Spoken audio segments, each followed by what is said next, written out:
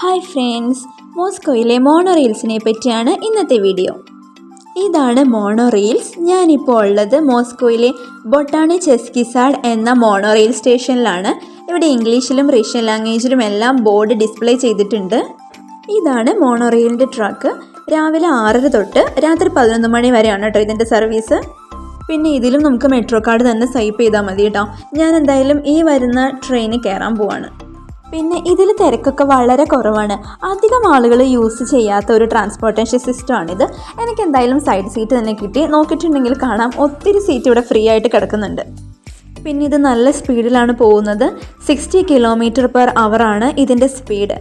1998 mono റെയിൽസിനെ പറ്റിയുള്ള plannings ഒക്കെ തുടങ്ങിയതെങ്കിലും 2004 ഇതിൻ്റെ സർവീസ് ഇവിടെ ഓപ്പൺ ആയത്. പിന്നെ ഇതിൻ്റെ സീറ്റൊക്കെ വളരെ ഹൈടെക് ആണ് കേട്ടോ.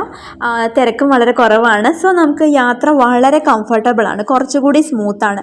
ഇതിൻ്റെ സ്റ്റേഷൻ ആണെങ്കിലും കുറച്ചുകൂടി ഡെവലപ്ഡ് ആണ് നമ്മുടെ മെട്രോ സ്റ്റേഷനെയും ബസ് സ്റ്റേഷനെയും ഒക്കെ വെച്ച് നോക്കിയിട്ടുണ്ടെങ്കിൽ. റഷ്യയിലെ വെറും 3 സിറ്റികളിൽ മാത്രമാണ് ഇപ്പോൾ മോണോ റെയിൽ സിസ്റ്റം അവൈലബിൾ ആയിട്ടുള്ളത്.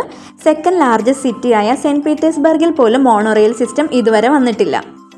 പിന്നെ ഈ മോണോ റെയിൽസ് എല്ലാം മെട്രോ സ്റ്റേഷനുമായിട്ട് ഇൻറ്റിഗ്രേറ്റ് ചെയ്തിട്ടുണ്ട്. സോ നമുക്ക് രണ്ടിലും കൂടി ട്രാവൽ ചെയ്യാനായിട്ട് വളരെ ഈസിയാണ്. പിന്നെ ഒരു മോണോ റെയിൽ പോയി കഴിഞ്ഞിട്ടുണ്ടെങ്കിൽ ഏകദേശം 5 മിനിറ്റ് കഴിഞ്ഞിട്ടാണ് അടുത്ത മോണോ റെയിൽ. മെട്രോ പോലെ ഇത് അത്ര ഈസിലി അവൈലബിൾ അല്ല.